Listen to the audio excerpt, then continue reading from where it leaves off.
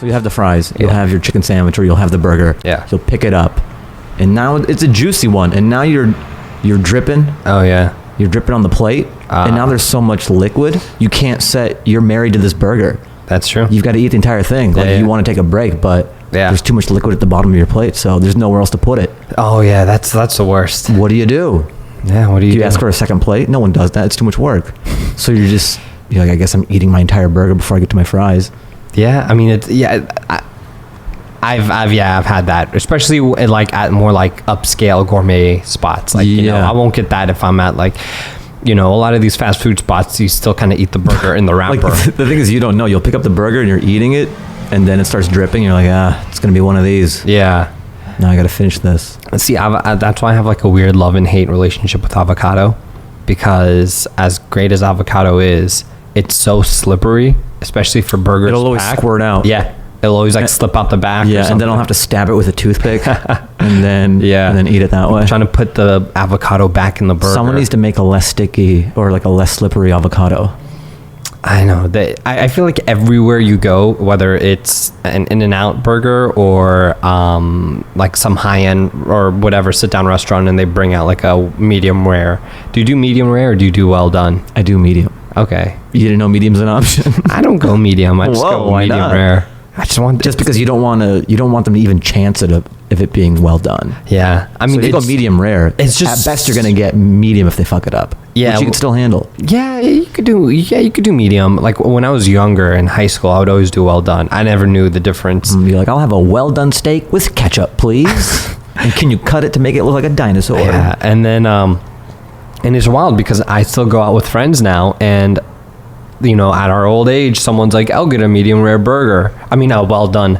I'm like, oh, just eat a brick of charcoal at that point. What are you doing? Well done? Yeah. Can I get a charcoal briquette on a brioche bun, please? Yeah. The only acceptable, the only thing that's acceptable is either medium rare or rare. No, not rare. I'm sorry, medium or medium rare. Those are like the only two. Yeah. Anything or rare.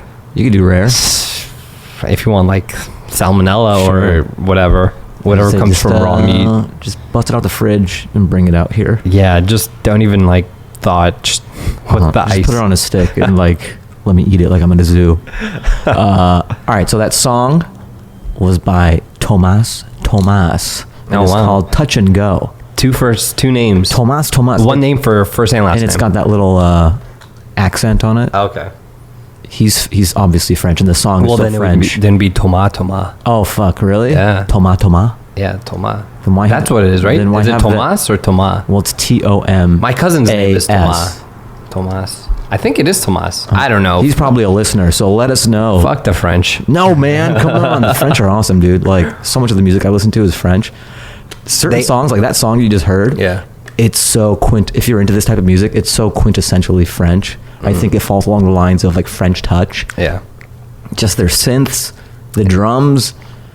It's crazy how nobody else can really replicate it. It's like when you hear a song from the 80s, there's on my Spotify, I think like Pink Rhythm came up. Mm-hmm.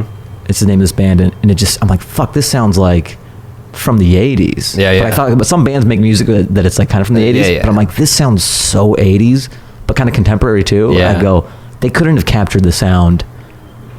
They can't be from this era. And I looked them up, and it was just like a remaster of a band from like 1983.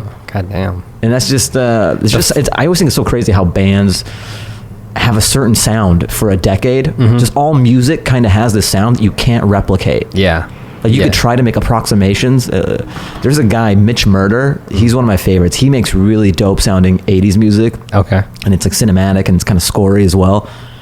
And it sounds very true to form. It sounds very 80s. Yeah. Like that's the closest I've seen to somebody kind of replicating the sound of an era. Okay. But you could still tell. It's just so hard. Like if I said, hey, Ollie, make a song that sounds like, I don't know, an Eagles song from the 70s or something. Yeah. You could try, but just something about that decade. You can't replicate things. Yeah. It's like they kind of use the same type of drum system. Yeah, maybe it's a synth, like the same synthesizer. Yeah. There's just certain techniques that it's hard to replicate. Yeah. I love 80s pop. I go for that. 80s pop, Cyndi Lauper, Whitney Houston. I just love it. I feel like that was some great. I always like when somebody gets really, really close. Like when I first found out about Mayer Hawthorne, his seminal album was a Strange Arrangement. Yeah. And he's one of my favorite dudes, Mayer Hawthorne. There's a comic, Michael Costa. He's on The Daily Show. Yeah. I knew him before. He was on The Daily Show. Yeah. And he went to high school with Mayer Hawthorne. Oh, damn. I'm like, that's fucking crazy, man. I guess he came to the Comedy Store one time, too. Yeah. I'm like, yeah, I'm a huge fan. That's so weird to just be a huge fan of someone. Yeah. And you know someone else, and you're like, oh, yeah, I went to high school with that guy. Like, people are people. Yeah. And you have no idea. It happens a lot here. You know, I'd meet someone and be like, oh, my God, I'm a huge fan of so-and-so. And they're like, oh, yeah, just like... Yeah, I used to babysit. Yeah, I hang out with them, or I grew up with them. And I'm like... And then at that point, you're like... If I try to continue this friendship, or I try to be a little extra nice, they're going to be like, oh, they're trying to get through me. Oh, to yeah, the other person, you know? So it's always this weird balance, man. Yeah, but check it out. A Strange Arrangement is the album by Mayer Hawthorne, and it just sounds like Motown. Okay. Every song sounds like pitch perfect Motown. So he brought it back. He played the drums, he played all the instruments, he did the vocals. Oh, man. It just sounds so true to that time. Yeah. It's crazy. And then I was like, this is a white guy? I always love the novelty of that. When you hear a song and you find out they're white, it's always such a great reveal. Yeah, it's always funny when you're hip to the person first, and you're in the car and you go, oh, guess you think this is a white person or a black person? And you're already tilting your hand. Yeah. You're like, oh, what, a white person? Nope, black.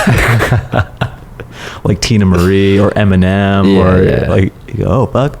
Yeah. I just love the novelty of white people sounding black. It's so funny. There's who's like Rick Astley. Rick Astley? Ashley. Who's Rick Astley? Yeah, that's Astley, not Ashley. Is it Astley? Astley. You thought it was Ashley this whole time? I thought it was Ashley, Rick Astley. Wow. Well, I'm sure I'm not the only one who thought it was Rick Astley. I'm sure there's millions. You embarrassed yourself at a dinner party. You're like, Rick Astley, I love you. Rick Astley. Huh. Well, yeah, you know, guys like Unless I'm wrong, I'm pretty damn sure there's a T in there. That'd be weird. You know, I don't think we care enough. I'm not going to pull my phone out. I'm pretty sure about this. One thing that I got to make a note about white people is I don't appreciate when they spell basic names overly complicated. Yeah, like Ashley, there'll be like a G and an I and an E in it. Yeah. Like, why do that, you know? Or there's just so many variations of like just very common name, Rebecca or Ashley or Lauren. But I've seen that before. I've seen it spelled that way. They're not taking crazy liberties, but if their name was Ashley and it had like 7 G's in it and an H, sure. I've seen it with an E and an I and a G, and I'm just like, come on, man. It's just keep it simple. Yeah. Don't try to ethnicize it. Oh, this is a European nationally. I'm actually Thomas. Thomas, yeah. I don't know if it's Thomas or Thomas, but yeah. What was it? THOMAS, and then repeat that. Yeah. And then touch and go. Yeah. It's great. Dude, you know what's fucked up? So you know how I did my special a while ago? Oh yeah. On no CISO, show. Yeah. No business. There's no business like show business. Yeah, we were there in the audience. Oh yeah, thanks man. Thanks for coming out. Were you there first show or second show? I was there for the second one. That was the best one. It was it? Yeah. Okay. It's always so interesting. There's something about stand-up comedians. There's this joke. It's like an old comic joke where some girl walks up to a comedian. She's like, "Oh my god, oh my god, I saw your show and you were so funny, and I want to make sweet love to you right now." And the comic goes, "First show or second show?" That's all that matters. Yeah. That's all that matters. Because they want to know. Because like we have in our minds. Yeah. How we did each show. Okay. And so when someone says they like you or you want to know which one. Yeah. Because because you just kind of want to see if your barometer is kind of. But sometimes would it just like depend on the audience, because sometimes that first audience was a dud. Sometimes it's a mix. Okay. Yeah. Will audience really make that big of a Here's difference? what I think about audiences. I think when you first start doing stand-up comedy, sometimes comics like I would say, well, sometimes you'll hear them go like, "Yeah, that was a weird crowd," or "That crowd is fucking stupid." Yeah. Yeah, this fucking crowd sucks. I don't think you can say that in your first, if you're under 4 years in, because you don't have all the skill sets. You're not really present on stage. It's hard to have, because you're worried about jokes and all that. You're not really a person on stage yet. Like you may know how to tell a joke, but you're not comfortable like a duck in water. Okay. I've been doing it long enough. Like I've been doing like 16 years. So it's just such an easy cop out to be like, what a shitty crowd. Yeah. What a bunch of morons, you know? It's just so quick or easy to write a crowd off instead of just taking ownership. But there are times where it's like a weird moon or something, or just the stars align, where in a bad way, or it's just a weird eclectic group of the room where there's a weird vibe, and you'd be like, oh, that was a weird one. Yeah, that's we're sponsored by Kawasaki. We have a guy from the dealership come by and just, at the perfect time of the podcast. Yeah, that's where our commercial break is right there. But the alarms didn't go off. Yeah, so you were so about the thing that you blaming did. the crowd. Oh yeah, so CISO. So I did that thing. Really proud of the special. Yeah. Nobody knows what the fuck CISO is. I got a hoodie out of it, so that's kind of nice. Oh. I got a special and I got a hoodie out of it. There you go. I like rocking it now. Yeah. It was kind of, the CISO was kind of like a whatever thing. Yeah, it went out quick. But I like wearing the hoodie more so now because I feel like it's more ironic as they've been out of business longer. Yeah. You know what I mean? Yeah. I'm trying to think. It'd be like wearing a Best Buy hoodie a week after they went out of business. Or It'd like be kind of, it's like wearing Circuit City right now. If you have a Blockbuster hoodie, it's awesome. Now it's like retro. It's vintage. Yeah. People are like, yo, nice. Yeah, CISO's retro. Yeah, now. I got my Circuit City hoodie in the closet. Oh, man, I fucked with. That's where I bought all my music. Really, Circuit City? Oh yeah, that was Best Buy, man. Really? Yeah, I'd get everything from. Well, Best my Buy. cousin worked at Circuit City, so we got a discount. Dude, man, kids don't know. Like, you have your music just on your phone. It's in your pocket. A whole library. We had to fucking go to Circuit City. We had to walk past washers and dryers. We had to walk past refrigerators. Yeah. And then there were CDs. You have to like rifle through them, and then they would be in this giant thing. It looked like a skip it. Yeah. And then they'd have to take the plastic off. Jeez, man. It was this whole ordeal. I would go to Tower Records. But there was fun. There was fun in that. Yeah. You get a rush out of buying. Now it's just so. Oh my God. You have the world in your pocket, so. Yeah. There's no excitement. I'll go Amoeba Records on like Sunset. Mm-hmm. It's just not the same when you go back, I mean, now it's all about vinyl and everyone just. I haven't hopped into this vinyl craze. I don't know if it's supposed to sound better, if it's just like a collector's thing, or just like tangible, feeling a thing. Possibly, but yeah, going into record shops, because I would spend. My cousin and I would just walk to Tower Records, and then you could literally spend your entire day there. There are like little listening booths. Oh yeah, yeah. And then you could scan the CD, and then it would load it up. Yeah. And you would just stand in the store and rock out. Good times, but yeah. Anyways, I don't even know how we got into that. Yeah. Oh yeah, the CISO thing. So Circuit City. All right, so they went under. Yeah. The special's dope though. Like I like it. Like the production, it looks beautiful. It's great. Aristotle shot it and everything. So. Even though CISO is kind of destined for failure, I like that I was able to get a really, just like art-wise, I think it was a great product. And so CISO went away, and then I was just in purgatory. Like my special was nowhere. It was in like a special jail. No one could watch it or anything. Yeah. And then enough time passed where. Like you could rent it on Prime, I think. Oh yeah, I just found out now. I watched it on the now. Like you had to rent it, so it was like $3 to rent it. Yeah. But now it's just free. So if you have Amazon Prime, like I checked it out the other day, like you don't have to pay for it. It's just if you have Prime, you can stream it. But while it was in purgatory, I just chopped it up. Yeah. And then I uploaded it to YouTube. Yeah. Just to see, I'm like, would it get flagged? Will they take it down?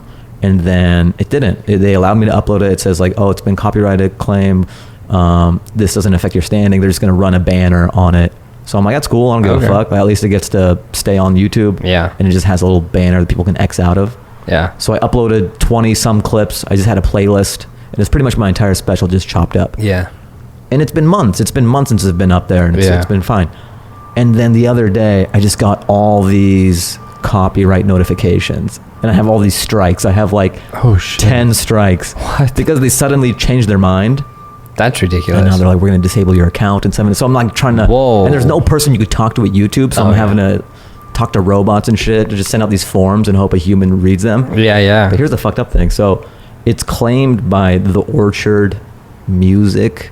And I researched them on Google. I'm like, oh, who is this group? I've never heard of them. Yeah. And they're known for, they're kind of scammers. They'll just put copyright claims on properties that aren't even theirs. Oh, shit. Just to get ad revenue. And then they'll put these copyright claims. And so I did a rebuttal. I'm like, hey, they're not affiliated with the production company or me. I'm the stand-up in these clips. Yeah. So I feel like it's a scam. But it's just kind of shitty because like if it's not NBC, Yeah. I don't think they have any claim to it. Yeah, the Orchard music has nothing to do with the production company, or I'm like, who is this company? Yeah. And just, I read all these things about them going after just claiming different bullshit things. Oh man, yeah, because you could do that. You can claim something and then take on their revenue from that. But I mean, the fact that it's disabled now, or they just... So I don't know. It's just I gotta get through the bushes on this and figure out what's going on. YouTube is messy. Unless you're like one of like the top creators, you're not gonna have like you'll be assigned like a point person. If you have like millions, not even a million won't even break it. Like you need millions for them to care. Yeah, for like you have a concierge. Like, I'm Brad from YouTube. Yeah, you're making us so much money. If you need anything, just let me know. Yeah, at a certain point you get that. But now it's like anyone can get like 1 million subscribers. So like 5-8 years ago, yeah, 1 million, you would, like, if you just hit 1 million, that would be huge. But now it's like everyone has that. Everyone has 1 million subscribers. Yeah, it's such a generational thing too. Like, sometimes, like, I'll be on Instagram, you know. Yeah. And you go to the popular page, or even just like a cousin or something. Anyone under the age of like 25 automatically has more than 2,000 followers on Instagram. Yeah. Yeah. I don't get that. I think it's just it's a generational thing. That's what I don't know if we talked about this before, but say someone like, I'm just trying to think of a major artist. They will never have the amount of followers as say some like Disney person. Oh yeah. Just because whoever's that age and likes that artist just isn't on the medium. Yeah. I was gonna say R. Kelly, but then you get wrapped up in some weird other shit, you know? No, yeah. Like if, like, let's say for example, like Keanu Reeves, like, I'm gonna start an Instagram account. I think Will Smith is the only one who's able to carry over. Yeah. He held out for so long, and he's like, all right, I'm gonna do Instagram, and everyone was like, we'll follow you. Yeah. I don't think there's anyone else like that. No, The Rock and Will Smith are the only two that are like traditional mainstream celebrities that were able, like, that are much older. And I'm not talking about like in their like late 20s, 30s. These guys are like late 40s. Yeah, how did The Rock do it? Was he just hip to it early on? The Rock, he got on like about like 6-7 years ago or so. I remember when The Rock first kind of got on social media. What was he doing? Same stuff? Just like same stuff. Here are my cheat meals, and then here's me inspiring you. That was it. And then he would just stuff kind of went viral. Like, man, social media. It's just one of those topics where like it's just an endless discussion. Yeah. And it goes nowhere. Like, so many people want to do panels on social. Every week there's like somewhere in the world every day I'm sure there's a social media panel, and it's like, I think because everyone's trying to figure it out. It's just, I think it's moving so fast. Yeah. That people are trying to understand what it is, what it's going to become. And the thing is, there's never a direction. Things just organically happen. Yeah. You know, certain people just organically become, like, they pop up. A random tweet will just organically go viral. Like, you can copy and paste that exact type of format that the tweet had, or whether it was a punchline or whatever, and it's not going to go anywhere. It's something that I don't think anyone can figure out. But yeah, that's just. But I mean, again, social media does bring out like weird, interesting conversation topics and just weird things. You know what I've noticed? There's always these like social media, I call them Instagram dessert spots place. What does that mean? Like where the desserts suck. Yeah. And especially living in K-Town, I'm sure you're familiar with this. You know what's really popular now? I've just seen like videos of it. I haven't been to a place, but where they put the ice cream on a thing and then they like roll it with a little, scrape it, and then it just kind of rolls. Yeah. And then you have all these little like tubes of ice cream. Yeah. I don't like. I see, like, my friends even snap that, and I'm just like, I mean, is it good? Or are you going for the aesthetic, or is it like a site, like a little? There's all these contemporary museums as well. Like Asaf was telling me about it, where it's just like an Instagram experience. Like, everyone's just there for the gram. Oh yeah. Like, does anybody appreciate art, say, without the phone? I'm sure they don't even know the artists. But you know, a lot of these restaurants, dessert spots, they only make food, like, you know, like we're kind of talking about, that looks good for Instagram, that like are awful. Like, have you been to California Donuts right there on 3rd and like Vermont? It's like this 24-hour like donut shop. Maybe. Is there a line? Like, when there's donuts? Yeah, and there's a line, and then it's just donuts with cereal toppings on it. That's it. And it's like, one will have like will be in the design of a panda with Oreos as the ears and stuff. And it's just, sure, it looks good on Instagram, but when you eat it, you're like, what the fuck is this? They have a donut with a Snickers bar inside of it. My friend Haroon, I'm intrigued. Haroon, we're bringing him back from last week.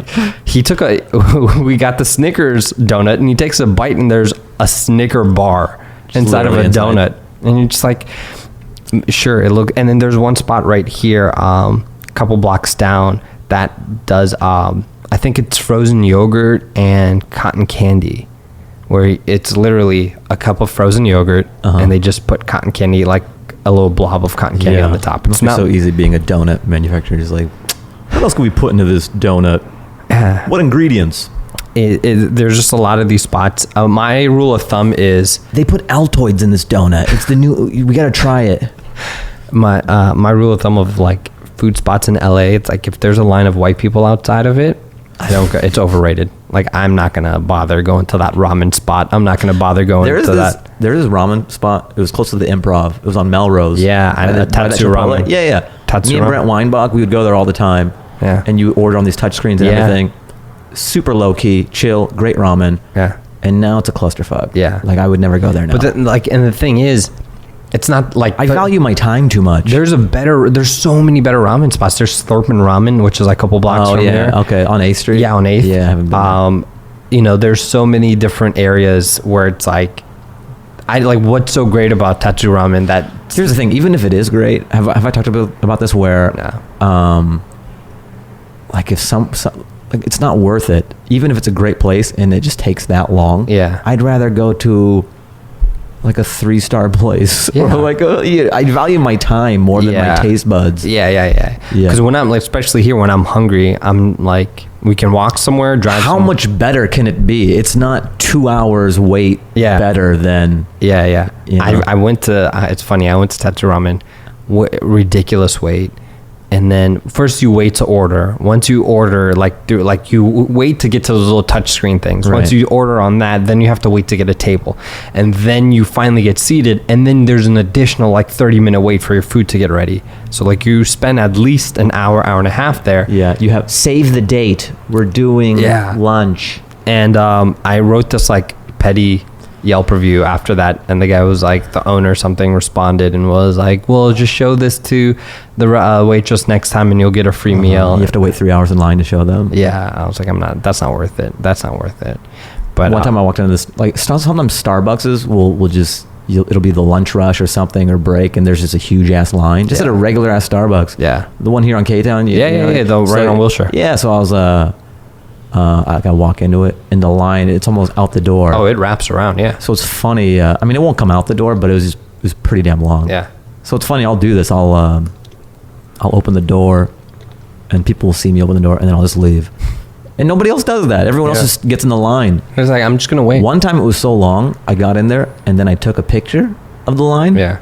And everyone in the line saw that they were in the photo. Yeah. And I like that feeling. Them questioning their life decisions. Like, oh, fuck, am I a sheep? Yeah. This guy's going to post on social media that I'm willing to wait in a line this long for a cup of coffee.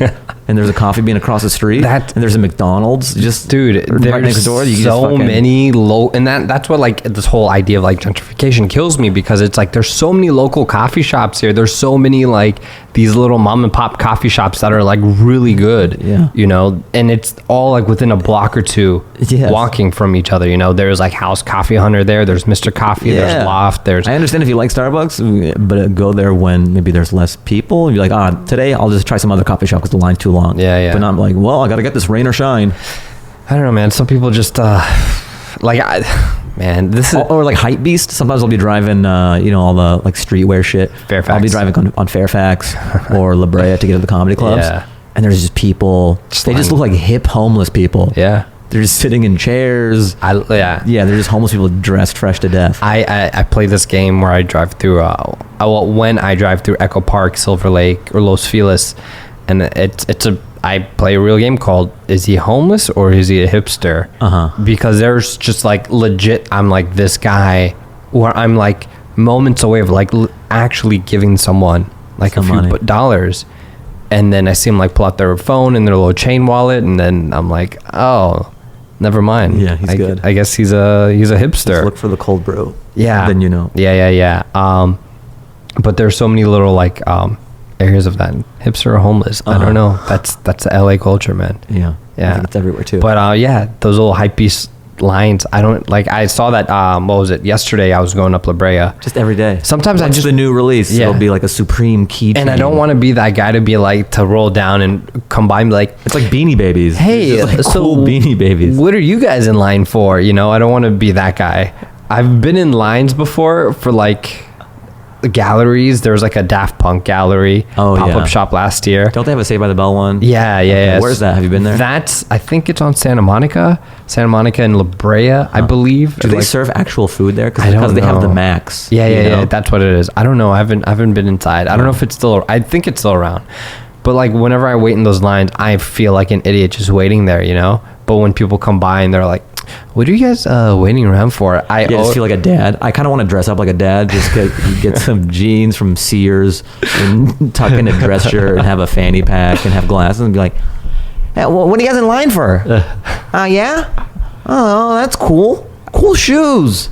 Yeah. Just really make them question what they're doing. I don't really line up. Oh, I like those. Yeah, I'm at a spot in life where I'm just like, if I have to wait more than for anything, whether it's a movie or something, I'm not gonna just go. Like if I have to wait I think when in you're line, young, you have there's like, you just get a rush. There's an excitement to it. Yeah, I remember when Star Wars came out, you know, like the shitty one, like the Yeah. Phantom Menace and all that. Yeah. I was like, 99. sure, all right. I got nothing else to do. Yeah. All I have is school. Like, is this the thing to do? Okay. It was so exciting. In a small town, you don't have, much In the to suburbs, do. yeah. Yeah, I grew up in the footloose town. I don't know if you guys know. We would play chicken with tractors. Oh and then my they banned dancing for a while. Yeah. And There you go. Until one rebellious kid came in. yeah, that was me. That you were- I used to do this joke. I used to do two jokes that never really did well, but The Taliban? Yeah. There's two of them. So sometimes as comedians, you'll have these jokes that you really like, but they never do well. Yeah. But they just tickle you for some reason. Yeah. And one of them, I'd be talking and I'm like, I'm actually, I'm from Afghanistan. Like I was born in, I'm telling you, I was born in Seattle and all that, but I tell the crowd, I go, I was born in. Oh, I have the Fahim Anwar like joke catalog. Oh, really? I knew this joke How before funny. you even because like, I didn't do it that much because it wouldn't work. The Taliban But and the sometimes- Footloose, yeah. All right, so I go, well, that's the later part of the Okay, joke. The first okay. part of the joke, I'm like, I was born in Afghanistan, and it was really hard for my family to get to America, and then we got to America. I lived in Seattle for a while, but I think I was like 13 when we moved, and it was really hard to lose my accent. Like I had an accent for a really long time, and I go, I don't know, can you guys pick it up or can you tell? And they're like, no, they're like amazed. It's like hearing my life story or whatever. Yeah. They go, like it boggles their mind that I had an accent or something. Yeah. I go, oh, that's nice, because I worked really. I had a dialect coach and everything, and to really lose it. oh my god. Because I'm in Hollywood and I'm trying to do acting. I'm trying to do these things, and I go, sometimes it'll come out. Sometimes if I'm on anesthesia or something, or it'll slip out a bit, or that, or like when I sing "Everybody Dance Now" by CNC Music Factory, and then I go, here, let me try. So it goes everybody dance now, can't give me the music. It's just such a dumb way. It's just such a genuine and honest build up to something so dumb that I think is so funny, because I have the goodwill of the room. Yeah. They're like, whoa, this guy, I can barely hear your accent. Wow, you moved from Afghanistan. And I'm like, yeah, can you guys hear it? They're like, no. Well, yeah, it's just weird. Just that for a real thing. Yeah. And then CNC Music. Like, why would my accent only come out for CNC Music Factory? This has all been an elaborate ruse for me to say, everybody dance. So that, and then there was this other one where I would say, I go, yeah, I grew up in Afghanistan, and like we would get your movies as well, but they would make like Afghan versions of it. They would kind of remake it just for the public, because it doesn't completely translate. So they made a Footloose. They made an Afghan Footloose. This guy comes from out of town. This American kid comes to Afghanistan, and the Taliban, they outlaw dancing, like it's illegal, and you can't, and that's kind of true, you know. So you're not allowed to dance, and then he was like, "What? You guys can't dance? That's crazy!" And then so he organizes this like event, this dance outside of school. And then the main Taliban guy catches wind of this. So he goes to the event and he murders everyone with an AK-47. And then the credits roll. Everybody cut,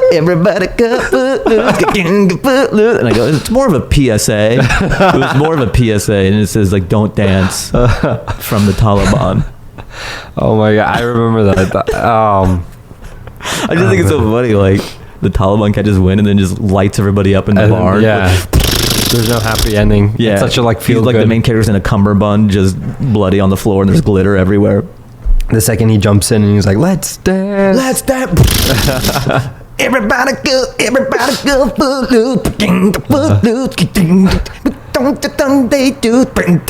There's so many bad 80s remakes. And that was... How was the new one? I didn't see it. With Julianne Hough from Dancing with the Stars? I didn't even bother watching. If any, I don't watch any remakes. There's some films that like no one really knew of and that they remade. Yeah. And it was like good. Or sequels to films that no one... I mean, like Tron 1. Who gave a shit about Tron 1? I saw the new one. I was excited because Daft Punk did the sound. That's the only reason I watched it. It's like, sure, yeah. And then and it turned out to be really good. Yeah. I enjoyed it. People shit on it, but I thought it was a beautiful film. Yeah.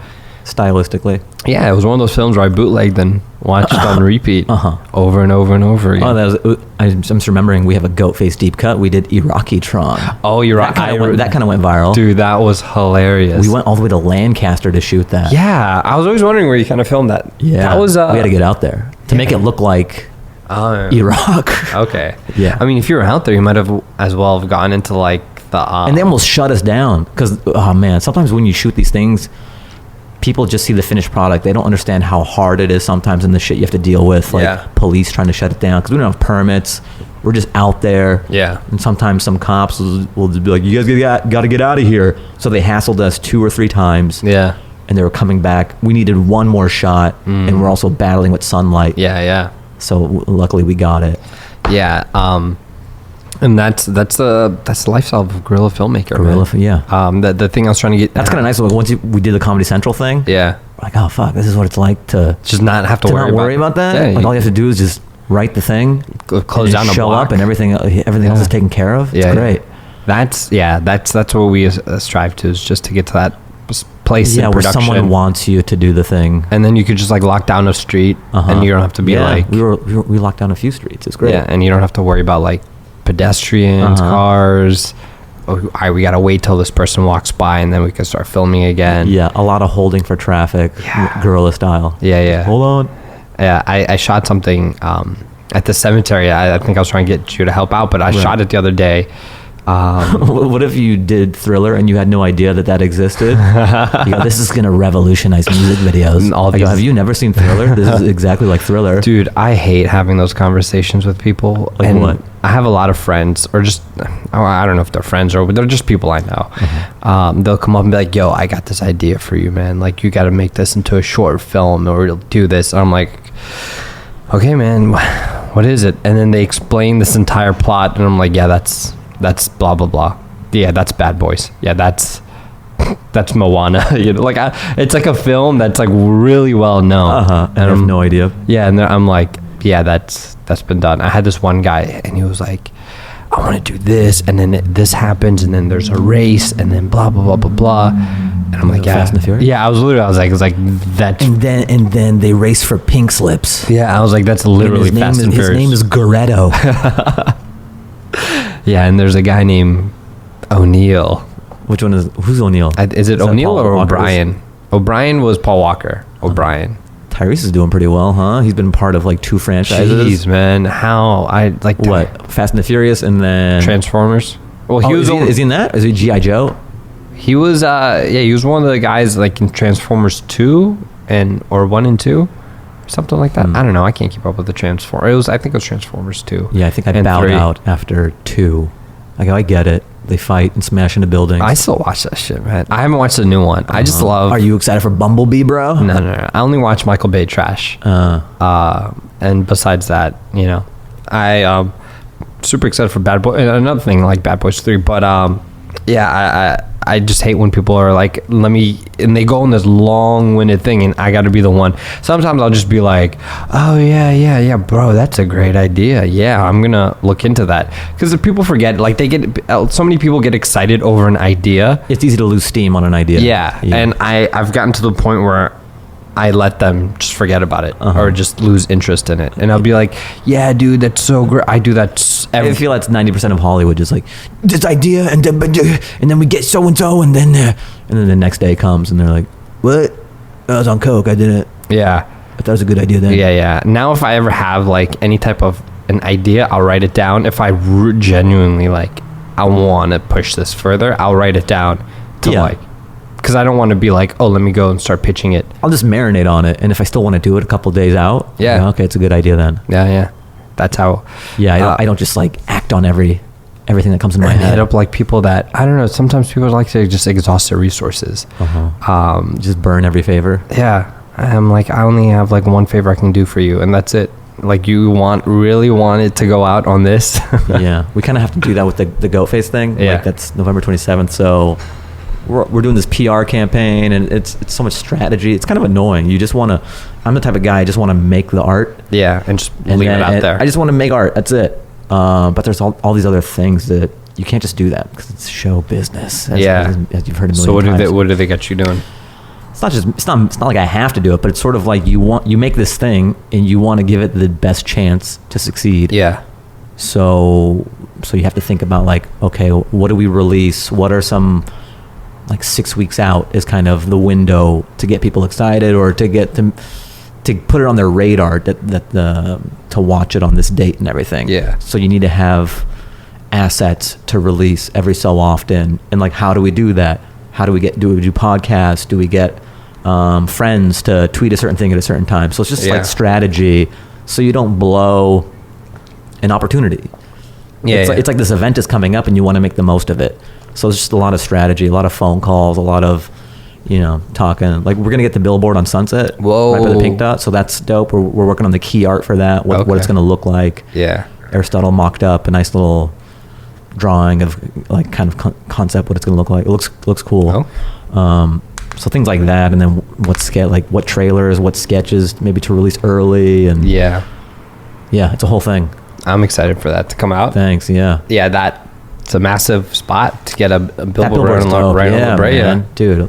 Yeah, Comedy Central owns that billboard, but it's nice to just. I had when the CISO thing came out, it wasn't a billboard, but it was that Rite Aid on Sunset. That little electronic. It was an LED. Everyone, it just shows you like you're never happy. I mean, I know it's very cool, but it never ends. I think as an artist, you always strive for more and bigger, better. And you're never like, I'm great. Yeah, you never really. I made it. I did it. I'm done. Yeah, no one's ever complacent. I'm done. Yeah, and that's good. Just to always strive for more and want more.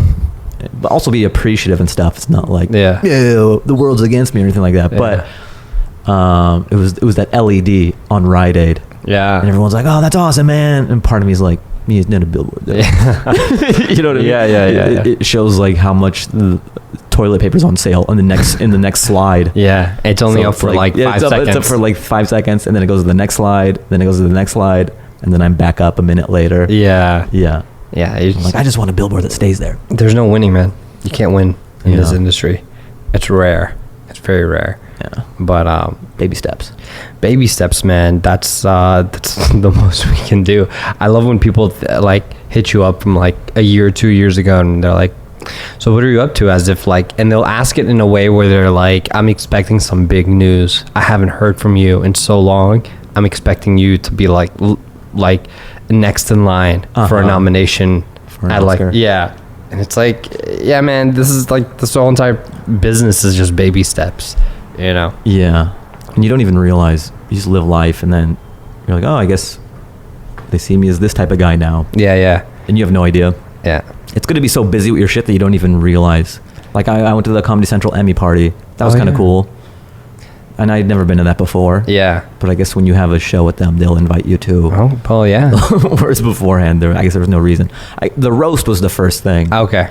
Because I know everybody from the roast, the writers and all that, and Jeff Ross and stuff, but I still was never at the roasts. Gotcha. And I'm not the type of guy to be like, hey, can you get me in? Can I be a +1? Or I'll be at the thing when I'm supposed to be at the thing. Yeah, you're not gonna try to like. Yeah, I'm not gonna try to weasel my way. There's so many people who already do that. Yeah. Yeah, it's kind of funny. You don't want to just add on to that and just be a part of that scene where just that try to leech us off things.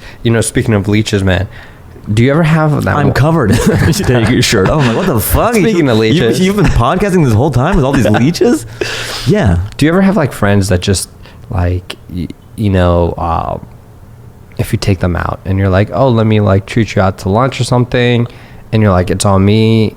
And they're like, oh, okay, thanks. And then at a certain point, it's like being just only just from my Afghan background, the way that we do. It's like if a guest or someone's visiting, I will always offer to pay. Yes. And then there's always like a formality. Back and forth. Yeah, a little back. No. I pay. Next time you pay. Yeah. No, I insist. You're a guest. When I visit you, you can pay. No, come on. Don't be silly. Exactly. Here, pay. Here. It's a performative. It's a performance art. It's a formal, performative, respectful thing. Or it's like, you do it. Yeah. And then I'll just have some friends that are just like, thanks, cool. man. Yeah. And then I'll get to the next location and they kind of know that I'm going to like possibly pay for this one too. Yeah. And then they're just like, when we're eating out, they're like, yeah, I'll have an appetizer. And you know what? Let's do 3 appetizers and let me do the entree.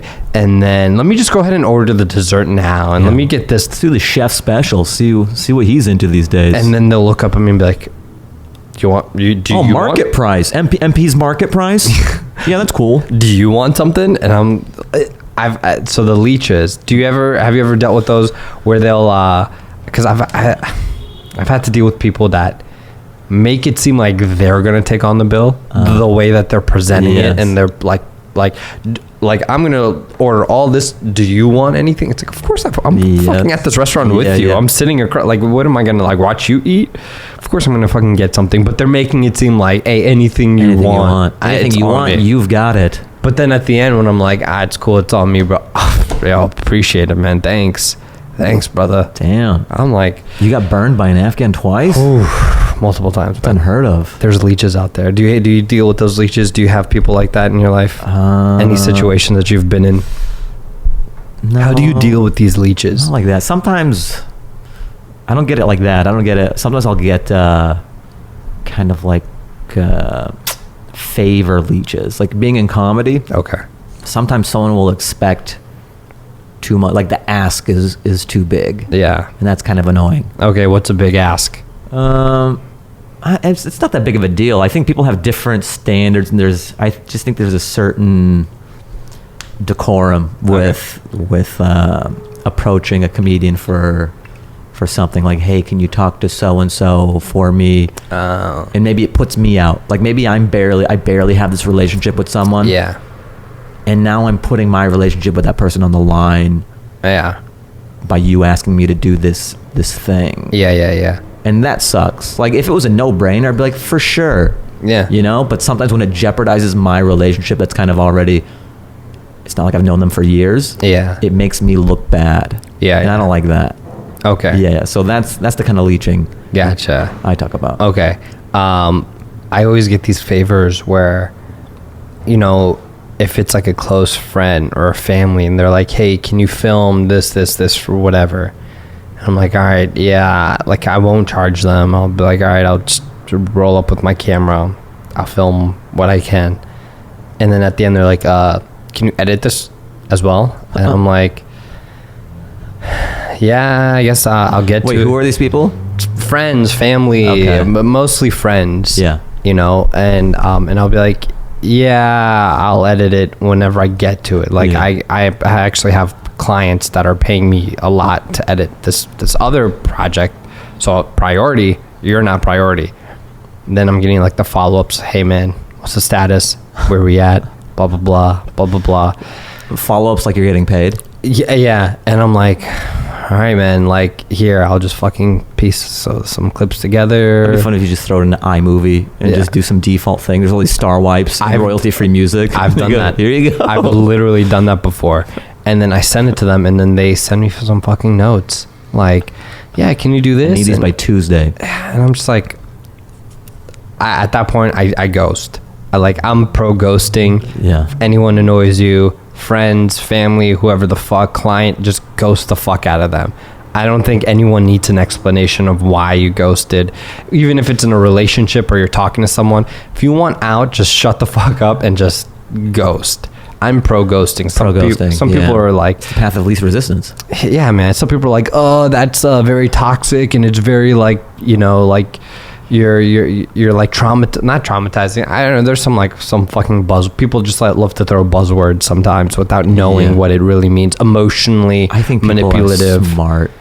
Can piece things together. But you would think that, you know, you would think some people would get the fucking hint of like, I have people that hit me up time after time to do something, and I swerve them. I used to have this joke like someone's on Tinder and or like those dating apps. Yeah. I'm not on there anymore, but like back in the day I was. Yeah.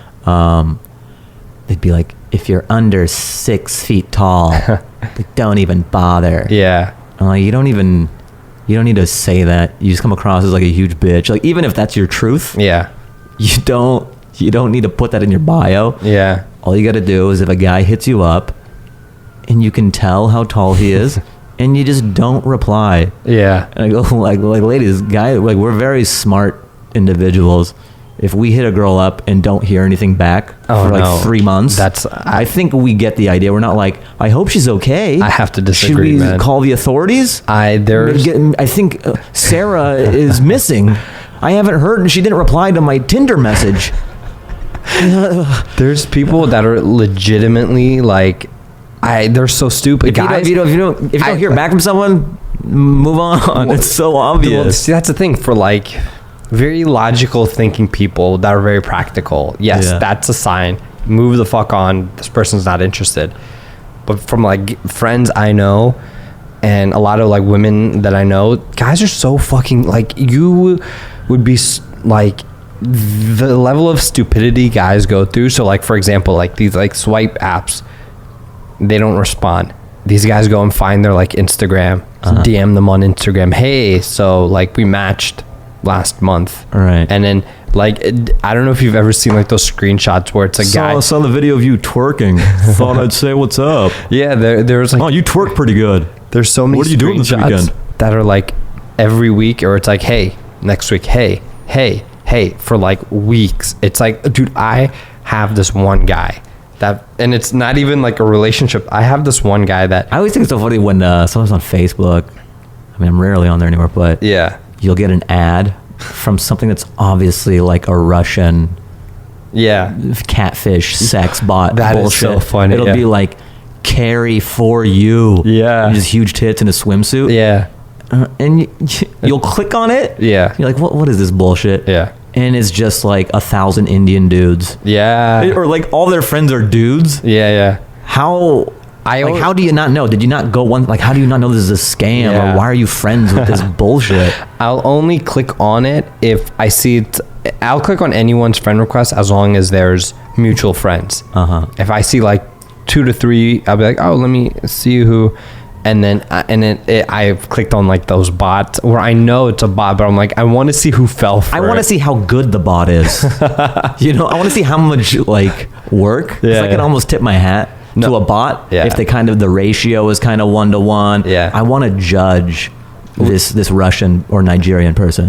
We have mutuals that I always see on these bots that are always friends with them. Really? And I'm like, and I want to message this guy and be like, what are you doing? You know what's funny too is like, I think a lot of guys or some of my friends, they don't, or just guys in general on Instagram, they don't know that people can see what they like. Yeah. So you'd be like, man, I got some thirsty friends. It's just so many bikini likes. Oh my God. This was like, and the thing is, it's been going on since like the beginning of Instagram. Yeah, it's just part of the interface. When Instagram, like, don't you know everybody knows that you're liking all these thirst trap photos? When Instagram first started off back in like, do you think any girls just like, Maybe they are. I don't know. Maybe I guess it works sometimes. It's just sort of like throwing your hat into the ring as a guy. Like, all right, I liked the photo. Now it's up to her. Well, I liked 18 of her bikini photos, so ball's in her court. She knows I'm interested. If you like more than like 3 pictures in a row, sometimes someone will like so many of my photos. I understand. Like it'll be like 30 of them. Yeah. Like, are they trying to eat my face? It's scary how many they like. Yeah. Once you get multiple likes, I feel like that's multiples. Like what? I think like capping it off at 5. I feel like if it's 3 or more in a row, like back to back, and this is something like, and I'm talking about like they dig deep into like like 4 months. Oh, well, see, with my Instagram, I post a picture a month. Like I'm so inactive on it. But if someone's going through like 3 years ago and liking, I'm just like, all right, I'm like, I appreciate it. Thank you. Right. You scroll deep, but that's where my appreciation Holly Baluch and archives. But yeah, anyways, I pulled this up. There's this one guy that messages me and he just all these like paragraphs. I have those too, and sometimes I want to share it, but then I don't want these people to know that I see their bullshit. I know. I leave my read receipts on everything. Like, I want people to know that I read it. Yeah. And I'm ignoring you. I'm actively ignoring you. We'll wait for the sirens to pass. I've been bleeding this whole time, guys. We didn't want to interrupt the podcast. I fashioned my shirt into a tourniquet. I kept calm, and I'll see you next week as I'm getting rushed to the ER. And this is the song we leave with. Yeah. I like to let people know that like what you said is just not worth me responding to, and whether it's Instagram, because now Twitter shows that you've read it. You know, you get a little. What do you mean? Like if someone DMs you on Twitter, you get a little blue check mark. No one DMs on Twitter anymore. I mean, I get all my friends' DMs. Like my DMs aren't open for like random. Like my friends will send me like things or my mutuals. And sometimes I just won't even respond. But now it's like on Instagram, you could do courtesy likes. You know, like you can like their comment. Yes. So it's like, I've seen it. I've acknowledged it. And I've done nothing. Yeah. Try harder next time. I've done nothing. But then there are guys. You know, one thing, like, you know, off the board, everyone knows, fuck Donald Trump, right? Fuck him, whatever. But... I'm keeping it neutral. I want those Republican fans. I want the demos, and I want the repubs. At my shows in harmony. I'm trying to bridge the gap. I'm Ollie's driving a wedge. I'm the divisive one. I just think we're all people, and we need to come together in this time. You know, we should just bring on a Nazi and just hear him out. Let's hear why he wants to kill Jews. And you know, let's hear these Nazis. I hate when people say shit like that. You know, they're good people though. You know, deep down, these Nazis. Let's just hear what their side is. Yeah, their side is they want fucking genocide. What the fuck do you want to like? You know. Anyways, I love everybody, guys. Donald Trump is what he is, but there's one thing I see that I identify with in Donald Trump. What? That's his level of pettiness. The level, like if I was in his position, I would, again, fuck Donald Trump, but if I was in his position, I would be doing the same sort of petty shit where I'm like, this guy didn't respond to my text 4 years ago. Fuck you on like Twitter. I would get on like broadcast news, like CNN, and be like, yeah, this guy totally ignored. You just use your platform to just bully people and just pull out like petty receipts from things. So and so didn't want to go on a date with me. Well, now I'm the president, bitch. She got fat. Look at how fat she is now. Easy with the donuts. That is something. But yeah, I've realized that I've just become a very petty person over these past few years. Bitter and petty. As a comedian, do you think comedians are all? Not all, but like I get this vibe or I get this image that a lot of comedians are just very bitter and just like bitter people, cold and bitter people. Some just even on and off stage, they're just bitter. I would think you're friends with them. I mean, like, yes. I mean, I see a large section of. It's different. I think once you get to a certain success level, it eases. I don't know. It becomes less of a thing. It kind of tempers you with Okay. with success, even if you have that gear of like being bitter and shit. But like once you get some success, Yeah. I've seen it. I've seen some people in the comedy scene who are like doing better, and they've become better people. Mm-hmm. Oh, okay. Yeah, I think because everything is so uncertain Yeah. early on that you just feel like everything's a threat to you, and then somebody else's success is a threat to yours. Yeah. Where you don't realize everyone's path and everyone's journey is their own. Yeah. Eyes on your own paper. Yeah. And if your friend or someone does well, it only helps you. Mm-hmm. Because once you get past this competitive phase, Yeah. you just want to work with people who are good and people who are your friends and people who you know. Yeah. Kawasaki again, they make great bikes, guys. Great ad break right there. Yeah. We're the only podcast that gets actually interrupted by we don't have copy, we just have the actual product Yeah. make noise and then we mention it. Yeah, we don't even have to So if you describe guys, you want to, Kawasaki, we're getting a lot of money, full disclosure, because Yeah. we wouldn't just do this for Yeah, free. we don't do We wouldn't podcasts.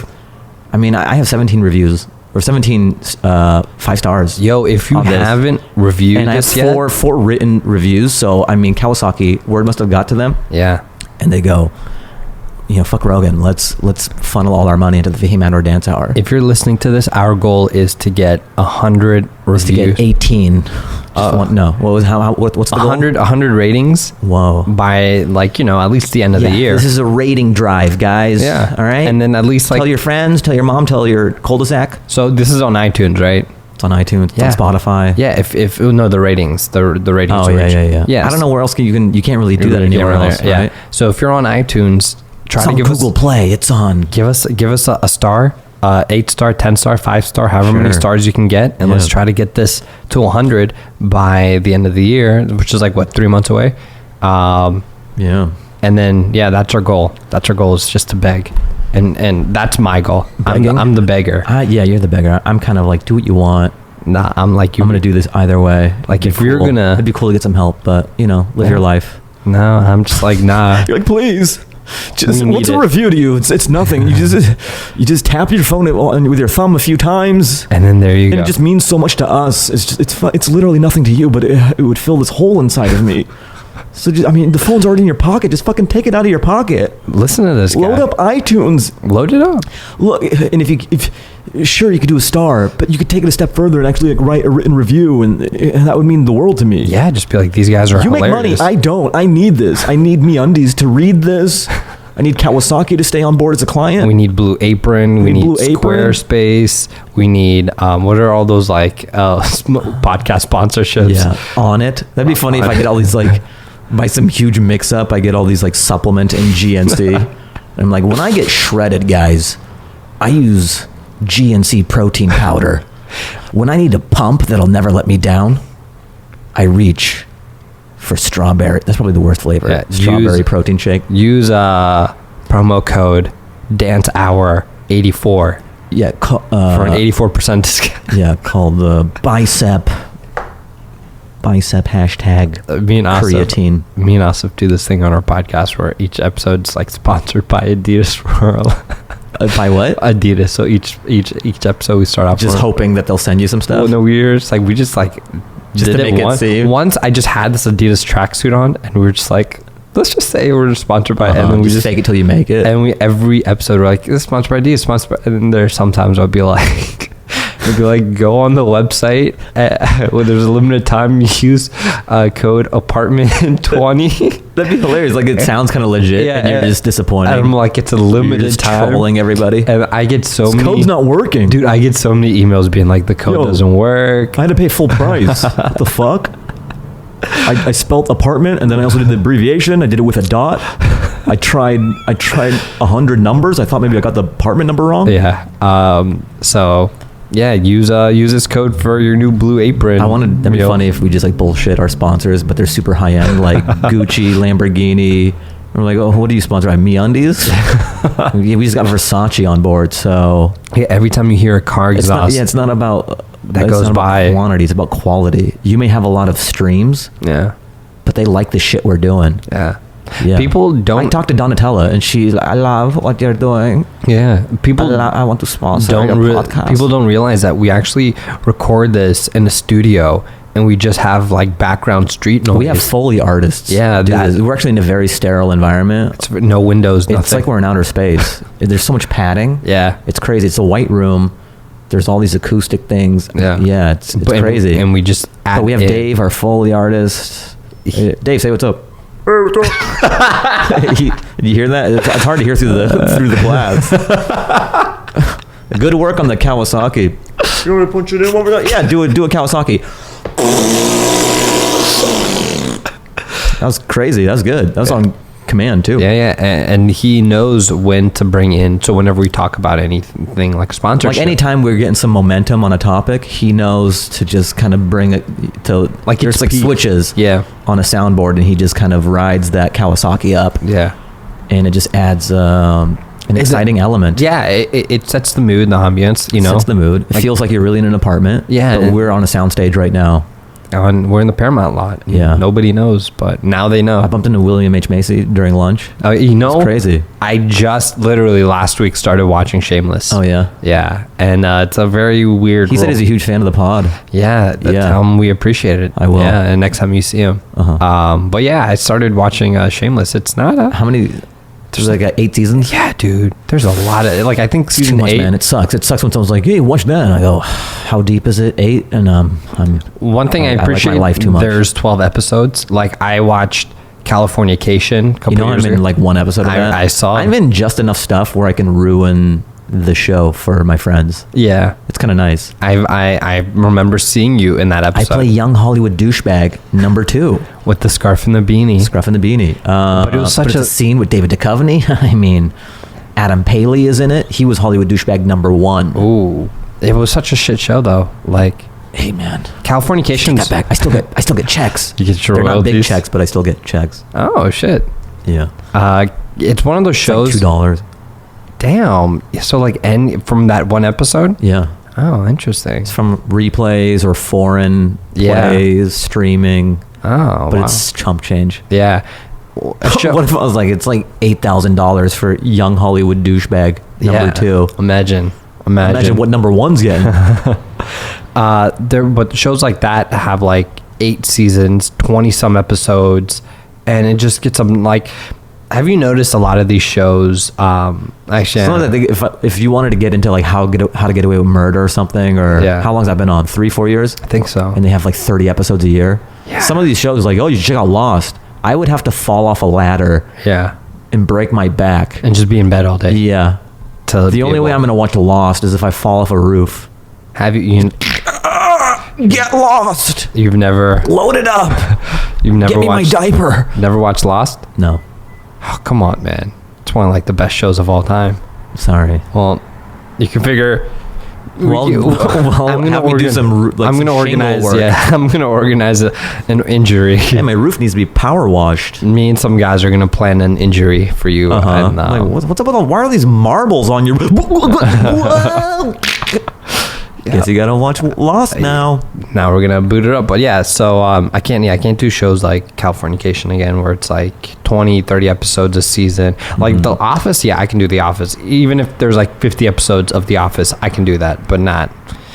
And if you guys are listening and you see Californication on your queue or whatever, recommended on Netflix, skip it. It's a show that's so bad that you keep wanting to watch it. I haven't watched enough of it to really know. It's like, is it on Netflix? It's on Netflix, man. It took me so long I wanted to just get through it. Is Chuck still on Netflix? That's the first acting thing I ever did. I'm in season 3, episode 1. So if you want to see what I look like, I'm like 20. I look 12. Oh shit. Yeah, I've got like an honorary Jufro in it. Yeah. I do kung fu and shit. Damn, that was years ago, man. Years ago. I was still working at Boeing when I got that. So I took some time off. I pretended it was a family emergency, but I was just in the valley. Hey, While I was in the valley, my boss died. What? Yeah, my boss died. I came back. It was weird to like leave and he's alive, and I come back and he's just not there anymore. That's insane. Yeah, I think he died jogging. And he was a skinny guy. He had a heart attack. Oh my god. Yeah, I should follow up with my former bosses and see how they're doing. Just get an EKG. You know, I'm worried about you. Yeah. But yeah, man, we've reached our hour. Hit the hour. We've hit the hour. Want to thank Lamborghini.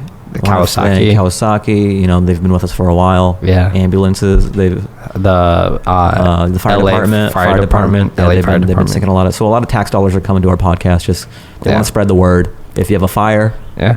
call 911. Yeah. You've been seeing the billboards. Yeah. That's them saying, you know, call us in an emergency. A thank you to the Taliban for the PSA. Taliban for the Footloose PSA. PSA. Yeah. Yeah, for the sponsorship. I'm trying to tell people in America not to dance to it. It's not true. Sometimes I'll post a dance video. It's been a while. Yeah. People love dancing, man. It's crazy. I see that on like my It's got so many likes, and people. What I like about dancing too is that it's like finding out who's a vampire. Certain people just really like dancing. Yeah. And they seem like hardened people. Like their personality, I would never think that they're into dancing or appreciate it. Yeah. It's interesting. Yeah. Like certain people you would never think are into it. They don't have that personality though. Yeah, I'm like, oh, you really like this? That's crazy. Yeah. But yeah, I thought it was a cool way to promote the podcast. It's called the Fahim Anwar Dance Hour. It's another way to put out a dope song I like. Yeah. Yeah, and then link in bio. Maybe I'll do that for this one too. But the thing is, I haven't posted anything. Oh no, I did. The lineup at the Comedy Store where Chris Rock and Chappelle came in. Oh, that was exciting. Yeah, it's funny. The younger comic Renee. This Yeah. is such an easy way to do a humble brag where I'm like, whoa, I'm on the same lineup as Renee Yeah. Lancaster, and then at the bottom of the list is Dave Chappelle and Chris Rock. So they just come by when they want to come by. Well, I saw them. So I was hanging out at the store, Yeah. and then Chappelle's SUV will always come in. He has a driver, the same driver, comes in. I know it's Chappelle, but there's a Volvo behind it, and then it's Sacha Baron Cohen and his wife. They get out. And the Volvo. Yeah. They're all dressed up. I guess they were at an event earlier. I didn't see Rock, but I found out after the fact that he was there. Yeah. And then I had them moved so I can get out. Or their driver moved the cars and everything, and then I just left. Just I've been there. I've seen. It's great, you know. Yeah. Don't get me wrong, but just I've been hanging out at the store for a while. I wanted to go home. Yeah. But it's still cool seeing those people on the way out. Oh yeah. And What are you gonna leave us off with today? What are we gonna What do we got? end this episode with? See, I'm trying to be more careful because I was talking to Tom Rhodes. He's a comic and he has a podcast, and he's like, I got flagged on some of my music, but I try to do deep cuts that people wouldn't really know about. I'm not doing like Yeah. Marshmallow or whatever the fuck. These are just kind of artists I like that don't get a lot of love, I think. Yeah. So hopefully these don't get flagged, but it's making me do more low key stuff. Okay. But the stuff I do is even kind of low key, but I want to do even more so to be safe and also to help out these guys who I think there's so much great music where they don't get any shine. Mm-hmm. And with my podcast having 17 stars, I think We're growing. yeah, getting that Gucci sponsorship, the Lamborghini, Yeah. Maserati Kawasaki. is on the fence. But I think Kawasaki, yeah, they were kind of our gateway Yeah, they opened the door for us so much. to all these engine-based firms. Next thing you know, we're gonna have like Harley. Yeah, And we're just gonna get louder and Well, louder. Kawasaki might be angry, like they're like competitors. Well, that's not our problem unless Well, Kawasaki we'll decides see. to We'll pay say, us look, more. Harley came at us with this number. Yeah. Look, as long as Kawasaki wants to pay us more for an exclusive sponsorship where we can't take on any other bikes Anymore, yeah. then we'll talk. But if they're not willing to pay, For sure. then And you'll know whatever motorcycle you hear drive by in the next Yeah. episodes, you'll know which one we went with. Yeah. All right, so I took a screen grab of it. So I forget. Well, hold on. We need a cue in our Apache. Or Apache Oh yeah, we're sponsored by Apache helicopters. Yeah. Yeah, if you need a helicopter, reach for Apache. I think it's a good promo. All right. We're going to turn to a motor podcast. This is called Sleep Together, parentheses, 4 Days in Paris, by Knob Sticker. Wow. Yeah, Knob Sticker, Sleep Together. This is a bop. This is a bop. This is a bop. It doesn't have a lot of listens on SoundCloud, but it's fucking dope. I went into the archives for this one. Ooh. I like it. All right. Here All we right. go. Till next time, guys. Peace. Peace.